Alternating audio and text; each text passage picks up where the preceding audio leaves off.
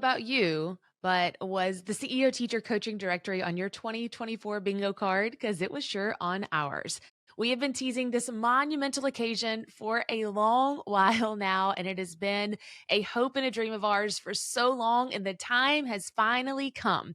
Introducing the CEO Teacher Directory, your one stop coaching shop for coaches, teachers, and teacher business owners to connect. 90% of coaching clients are word of mouth referrals, and the same goes for quality coaches and mentors. I was tired of thinking, how could teachers be able to help people from all over the world, teachers, students, parents, and districts?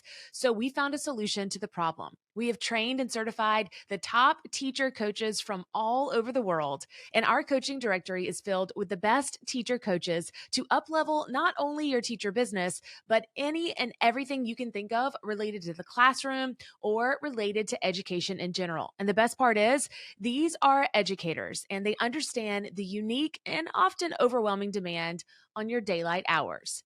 Being a new teacher business owner or a classroom teacher that's looking for help, or a school district that needs a specialist in any area of education, we have the one stop shop for you. The CEO Teacher Coaching Directory is your lesson plan shortcut. You can now hire a teacher business coach no matter what path or journey you may be on. No matter how unique you think your circumstances might be, we have it all here for you. Head on over to CaseyMorris.com/ask-a-coach and connect with local to you teacher coaches, or search by subject area and niche. It's friendly support with a teacher twist. Find a trusted teacher coach, whether you are part of the CEO Teacher membership or not. Any teacher, any parent, any school district in the world can use this. This is your playground. Again, head on over to CaseyMorris.com/ask-a-coach to find your coach or mentor today. That's KAYSEMORRIS.com/ask-a-coach. Good morning, CEO teachers. Welcome back to the show. We are so excited to be back in our element of interviewing people and bringing you the best knowledge that we can from teachers all over the world. So we wanted to continue our conversation with another teacher in an area that so many of you may struggle with, or maybe you have this hope or this dream of writing a book. I know that for me, I have a huge vision board, and I will say that writing a book is the one thing I have not done.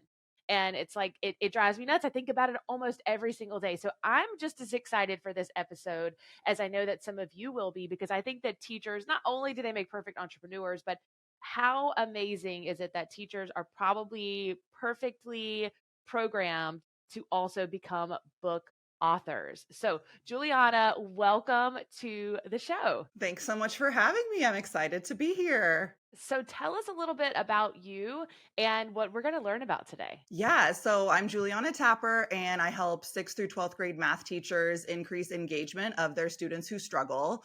I have been a high school math intervention teacher. I taught in South Central Los Angeles, East San Jose, and Denver, where I live now. I was also a district math coach in Tosa. And I started my consulting business full-time in 2018, and then connected with CEO Teacher in 2020 shortly after that, just to kind of boost my business and find community. And yeah, most importantly for this episode, I'm the author of the upcoming book, Teaching 612 Math Intervention, a practical framework to engage students who struggle. And it's being published by Routledge Ion Education. That's congratulations, because that's such an amazing company to have published your book as well. I know you are so stoked. So can we talk stress before we get into like the step-by-step process? Because Yeah. for me, that's my biggest barrier of entry, is the stress component of it all.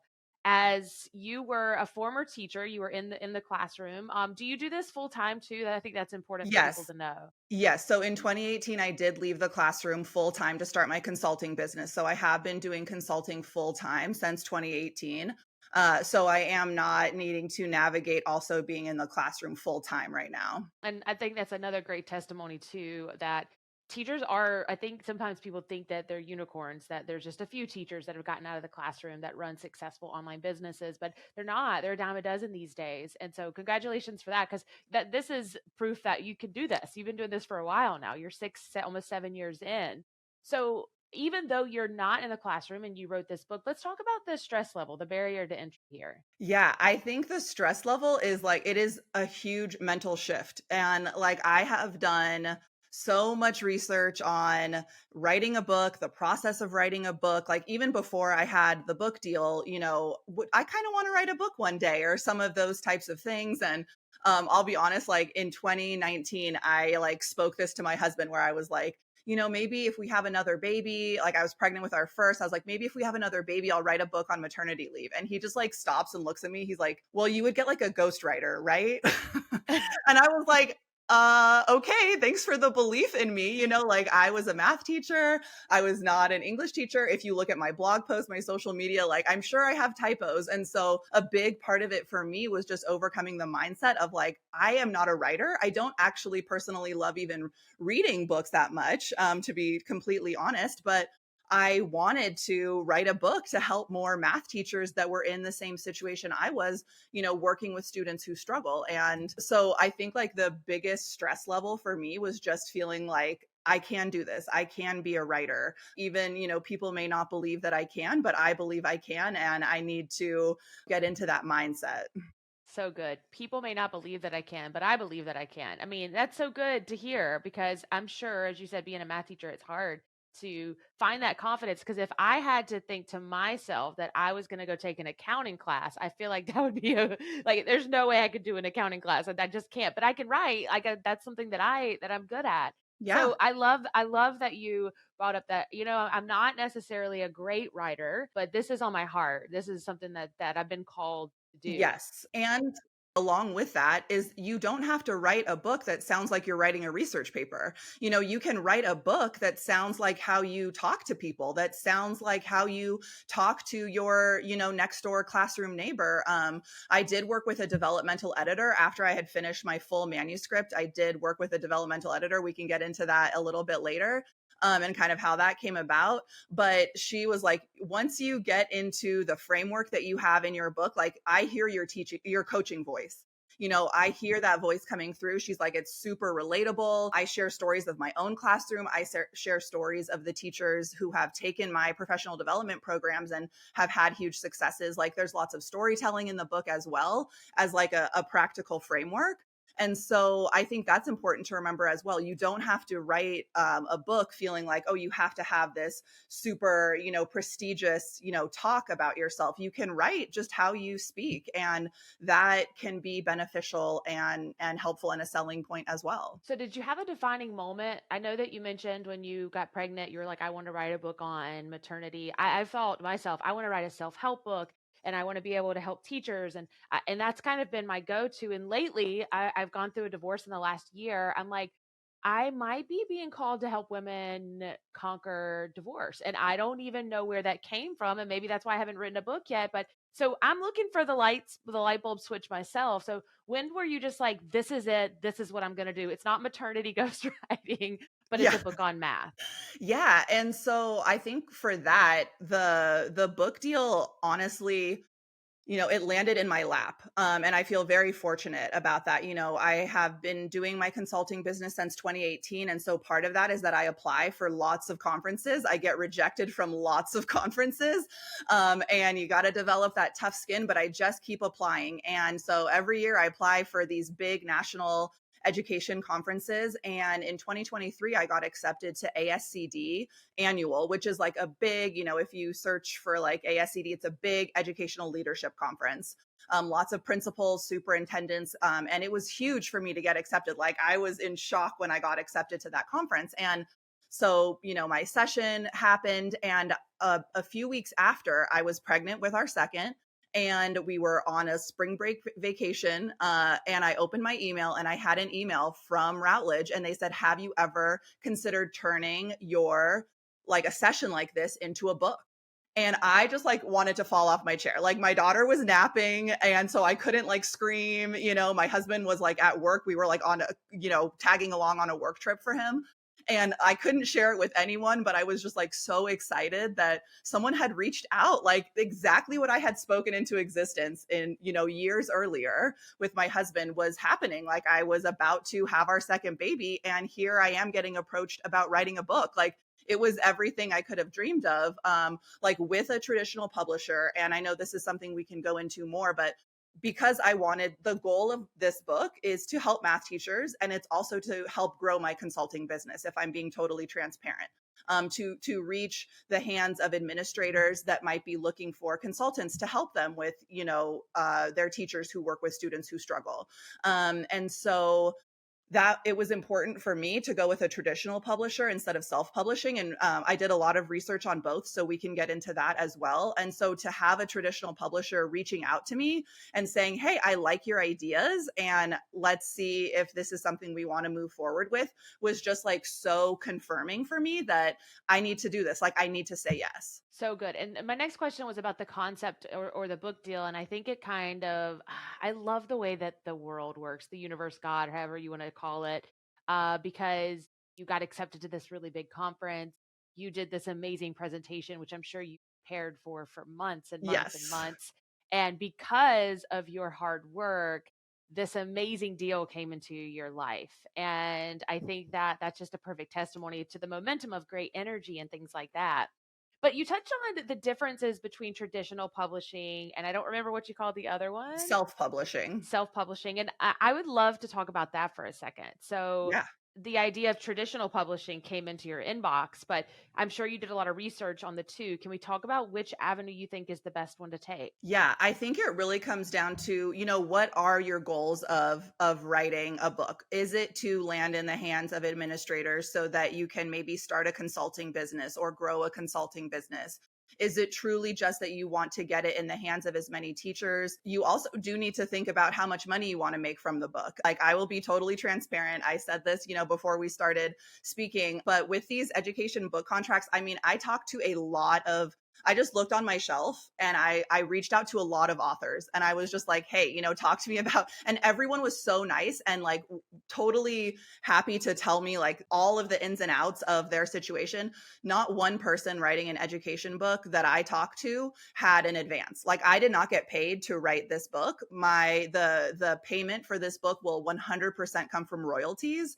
And I'll just be transparent that it's a 10% royalty. Like, it is a small percent of the book. And so you need to think about that as well. For me, my bigger goal was growing my consulting business, growing my email list. And if I needed to take a hit financially from the book, like, I was okay with that. When you self-publish, you get 100% of the royalties. There's also no advance there, but you get all of the book proceeds. You have to front some money to get it professionally copy edited. You have to front some money for the cover design, for the layout design and all of that, so it could be compatible on e-readers and all of those sorts of things. You're going to have to hire people and pay for that out of pocket up front.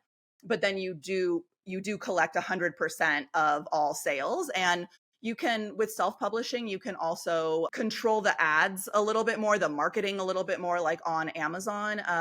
Another CEO teacher that I talk to all the time, Mona Eel, gave me a wonderful book suggestion. She's so great. She recommended the book Published by Chandler something. I can't remember his last name, but that book was gold, even though I went with a traditional publisher. I actually needed to advocate for myself a ton throughout the publishing and editing process. There was so much advocating for myself. And I'm so glad that Mona shared that resource with me, that book with me, because I was able to like really understand how important this was, like how important the cover was. We can get into that story, how important many different parts are that they go over in that book. So I recommend that book to anyone. It's a quick read. I got it on Audible just during daycare drop off and pickup. Was listening to that book, and I re-listened to it like I think 3 full times because it was just so good. And I needed to take a lot of those tips with me to my traditional publisher. I think with self-publishing, there's a little less credibility. With traditional publishing, there's a little more credibility. I asked some administrators before I signed the book deal, do you look at the publishing house when you're buying a new book? And they said, absolutely. And I said, okay, well, then that matters. I asked, like, what do you feel about the authority of Routledge Ion Education? And they were like, oh, it's great. Like, I love it, So that was important for me from like a consultant standpoint. Yeah. So I feel like that is really kind of the two of them. And you do with traditional publishing, I'm going to be able to meet with the director of marketing for Routledge to like kind of talk about strategy for selling the book and all of that. So you do have a few more resources that you can tap into as opposed to just 100% having to do it yourself with self-publishing. I love that you gave Mona a shout out. She's such a badass, and I think Yeah. that that is like perfectly in line with her, like who she is. And that, thank you for that book reference. Again, we'll put that in the show notes. And I watch a lot of TikToks on book publishing too. And something you touched on so many important things that I'm so grateful you were transparent about, because so many people just don't want to talk about it. They don't want to talk about royalties, and they don't like, they want to brag about this, that, and the third. And in reality is that nobody writes a book to become rich. Yes. Thank you Nobody. for saying that. And if you happen to become rich, you are a unicorn. You're the Colleen Hoovers, you're the Stephen Kings. I know those people are two totally different genres, but a lot of times they've had 40, 50 books published before something Exactly. takes off. And so what we see on social media about these business books are teacher deals, and then they get put on the New York Times bestseller list, and then they're on New York Times billboards. And I wanted to dig down deep into that, because I was like, okay, if I want to do it, I'm going to do it big. Like, how do you do this? And it really is a marketing strategy, and it's a game that you have to play. And I realized that sometimes being on these bestseller lists includes the marketing team purchasing X amount of copies in 24 hours and then selling them on the side to these other book. It's so much bigger than what you think it is. Yeah. And so it's just encouraging to know that we're teachers. We may not have access to the types of funds that is required to purchase 10,000 copies of your book within the first 24 hours and then distribute them to be on the New York Times bestseller list. Yeah.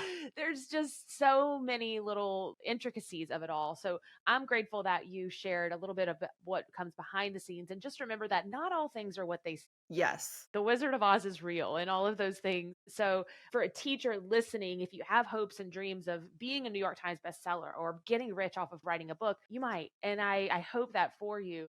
But the goal is, as you said, it is the best foundation to grow a successful business. If you Yes. get to walk into a room or go back to a teacher conference and you say, I have this book deal from this publishing company, the credibility that you have compared to the next speaker is unmatched. So much yes in there. And so it really, when you're thinking about like which one is the right choice, it really depends kind of, what you're going for there and what the bigger goal. And I will say, I am also using this book as a lead magnet. I have learned SEO strategies from you. I have learned blogging from you. I knew nothing about that before I joined CEO Teacher. And so I learned all of that from the programs, and it is so important. And I have grown, an email list. My email list is like 17,000 math teachers strong right Hey, now. get it, I girl. run Facebook ads. I do the things. I do all the things that I learned. And that was a big selling point for the publisher of saying, "Oh my gosh, this girl has a pretty big audience." And that was really helpful as well to help them see that I am bringing something to the table, and I have an email list that I communicate with every single week to share this book with, and I've brought them along the journey on this as well. So grow the list, do all the things that Casey is saying, because that will help with, if you want to write a book, it is a huge, huge help to have that audience, to have been talking about these things publicly. What I was first talking about when I started doing more teacher facing digital stuff in 2020 is very different from what I'm talking about now in 2024. I have gotten more opinionated. I have gotten more into what I feel is best and comfortable sharing those experiences and those thoughts. And all of that helps the book as well. So I want to take it back to the beginning stages of you writing your book. I think we got excited about all the end goals, but the beginning part, when you're stuck in the trenches and you're in the weeds of it all, is writing and editing. So what did those processes look like for you? Yes. So for me, I had a very clear vision of what I wanted to write. It is my Break It math intervention framework that I have been talking about since 2021. And it used to have a different name, but then I realized there was some overlap, long story there, but I changed the name of the framework. So it is now the Break It math intervention framework, and it helps teachers break the gatekeeping cycles of mathematics. And it's all inside the book. That is the framework, that is the book. it's also the framework that is my digital course, my digital professional development for math teachers. And so I was super clear on what I wanted to write, what I needed to write. And so when it actually came down to writing, it actually like came very fast. So I had, done a lot of research, and everyone said, you should just sit down and write for 30 to 60 minutes every single day. Don't miss a day. Just keep writing. I call it the word vomit draft. Just like get all the ideas out. With the contract, we have a kind of agreed upon table of contents, and I just needed to execute that. And so I started February 1st, just got over some like stomach bug from the kids. And I started February 1st, just writing 30 minutes every single day. And sometimes I would write for an hour, sometimes I would write for 30 minutes, but I would stop myself at an hour because it just kind of got jumbly after that. And I did that every day for 2 months. At the end of 2 months, I had the word vomit draft done. And I would say that was like the most fun part, because I'm just like, oh, I'm getting all these ideas out and I can say it however I want to say, and I don't have to worry about sentence structure and like all these things. And the word vomit draft was the most fun because it was just like, great, I can get these ideas out. And then, so that was February, that was probably like April 1st, I finished the word vomit draft. Then after that, I needed to go through and like actually figure out, take out all the repetition, figure out what I really wanted to say in some of these parts. And that was the hardest part. That, took me, I stayed committed to the 30 minutes to an hour every day. Sometimes with that second round, maybe I did an hour and a half or 2 hours. And I was really like in the zone, but every single day devoting just at least half an hour to it. And so, that feels doable for a teacher who really wants to write a book. If you're thinking of this as just doing this 30 minutes a day and then maybe planning it so that over the summer you have a little more time to do like clean up the word vomit draft, maybe do the word vomit draft during the school year and then do kind of that editing during the summer, that might be a better plan for someone who's full-time in the classroom still. So, you just have to like, that was the hardest part because I was thinking to myself, oh my gosh, someone's going to actually read this. I was rethinking life at that point. I was like, should I even write this book? I want to change the table of contents. Is this like even going to be helpful? All of those, just imposter syndrome, all of that came in at that second draft version. And so that was really hard just mentally to work through. I relied on Mona a lot. I a lot of text to Mona during this phase. So, find your CEO teacher community and like lean into people. Don't do this by yourself. Like have a community of people supporting you as well. And yeah, so then finally, after clarifying that whole part, probably like I have 4 versions of the book on my computer because I just like restarted every time I knew I was going to do a massive change. And that took me until June 15th to get my final manuscript done.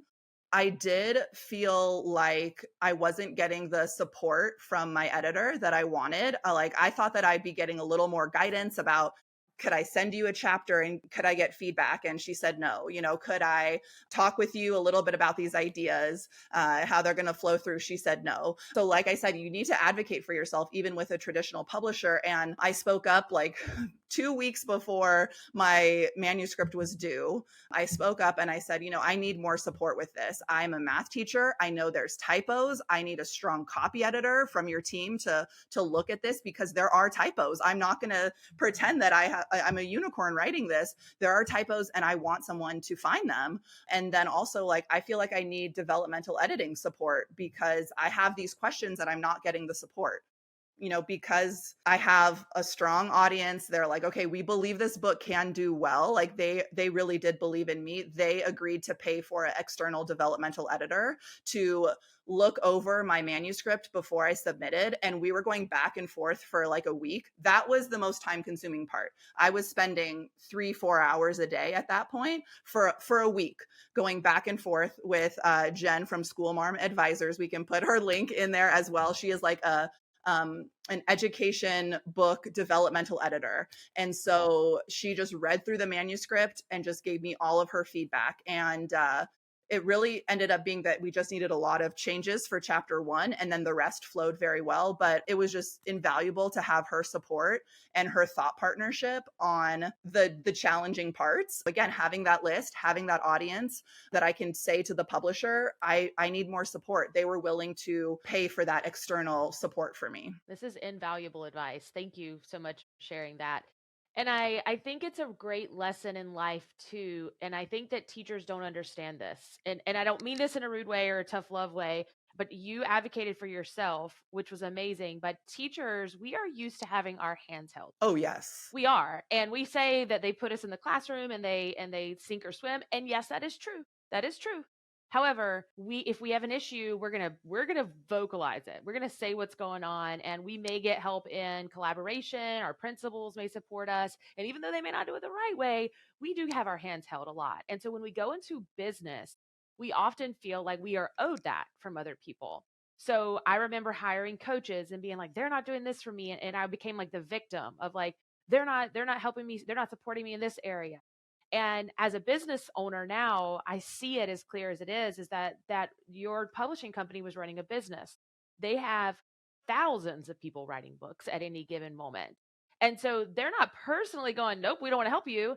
They're going, we're trying to keep our head above water too and manage everything. And we're going to be helping you as we get into your manuscript. But before we just can't. And so you being able to vocalize, okay, but I'm letting you know that this could be a very successful book. However, I don't have the talents that it takes to be able to developmentally organize these thoughts. And Yes. if you want this to do good, I'm going to need a little bit more support. And I think that is the beautiful part of you became a business owner in that moment. And they saw that as the business. Okay, yes, we can help you. But as a teacher, you reached out initially and you were like, hey, I need some help. Could you read over this? Could you look at some thoughts and give me some feedback? They're not, businesses can't do that. That's just such good advice, invaluable on you have to be your own person, be your own brand, be very confident in who you are and know what you need. Because if you know what you need, businesses are more, and coaches as well, are more than happy to help you, but they're not going to do it for you. And I didn't even know developmental editing was a thing until I am like very I don't know, bold, I guess, about my networking. Like I just email random people that are also consultants and I'm like, "Hey, can we network? Can we chat? Can we hop on a Zoom call?" And not everyone does that, but everyone that I email is like more than happy to hop on a call with me. And so I had done this with some other authors, especially authors that are at Routledge, and asked for a little more insight into what their experience was like. And one of the other authors had shared Jen's contact information with me for the developmental editing, and I emailed her immediately. You know, I didn't even know that was a thing. So I'm so happy that I can share that now with more CEO teachers to know that that is a thing. You can get developmental editing support. Someone does do that for their job. That's awesome. Okay, I can't believe we've been talking for almost 30 minutes. It I blows my mind. know. I'm just so excited. Okay, so before, I know that we're getting low on time, but I do want to talk about you have a framework in your book. And I think that universally, as teachers and as business owners, frameworks are vital. We have 43 frameworks inside of the CEO teacher membership and in our coaching program that we teach because it's a tangible object that people can use.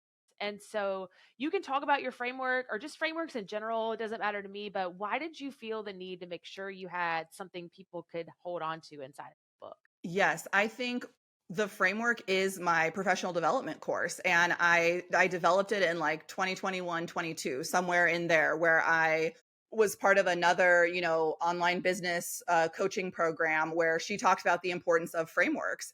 And I said, "Oh my gosh, this is what's missing. It makes it so much easier to communicate where you're going. Like when you can see where you're going, you're going to get there faster and easier." So when I'm trying to help math teachers have this huge transformation of, going from students who are feeling very apathetic, who are struggling with their basic math facts in ninth grade, to getting them to do grade level content, because I believe all students need access to grade level content in math.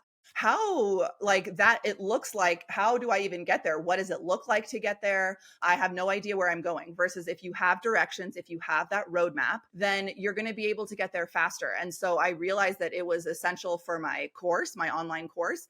It's also so helpful as I talk to clients, potential clients, about hiring me as a consultant. And I can say, these are the 5 steps that I'm going to work through with your teachers. And we have to start here, and we're going to layer on these steps as we go out through the year.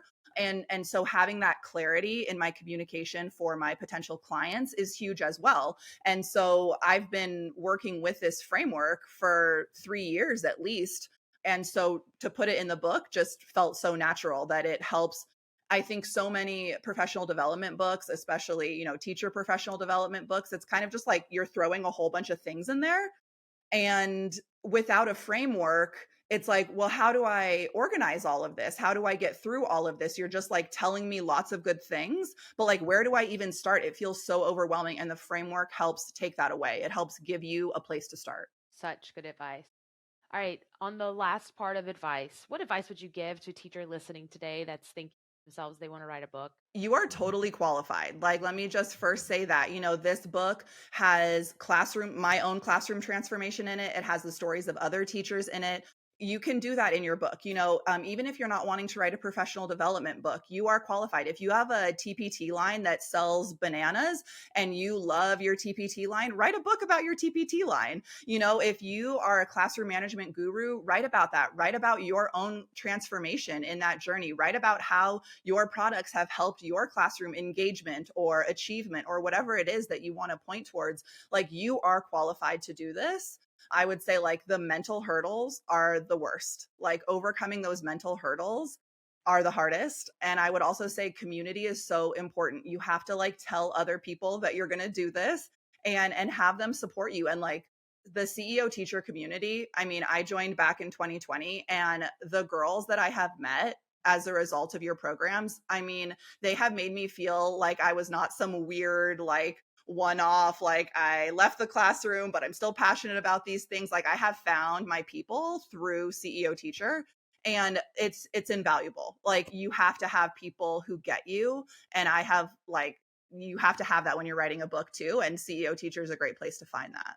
That means so much to me. Yeah. Thank you for spending your morning with me and for sharing all of this. Honestly, I'm like, chapter one is already started in my head now, There we listening to go. you talk. So thanks for the inspiration. Okay, so tell us about how people can get your book. And I want you to give all the little deets before we go. Yeah, so you can head over to Amazon, to Barnes and Noble. It's available now. It will ship December 30th of 2024. So you can pre-order now. Right now it's the pre-order stage. So Amazon, Barnes and Noble, it's Teaching 612 Math Intervention. You can just type that in, it'll show up. You can also go to my website, gatebreakerbook.com.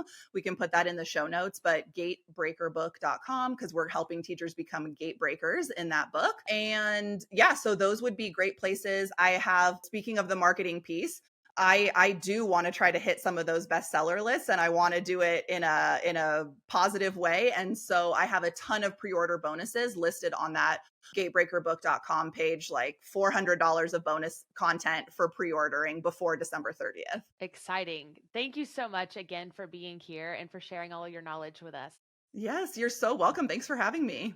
All right, friends, go grab her book right now on Amazon. I hope that you enjoyed today's show. If you're loving our interview series, please reach out on Instagram, Casey Morris, or at the CEO Teacher, and let us know who you might want to hear from next. As always, remember, your best is yet to come. We'll see you right back here next Wednesday. Bye.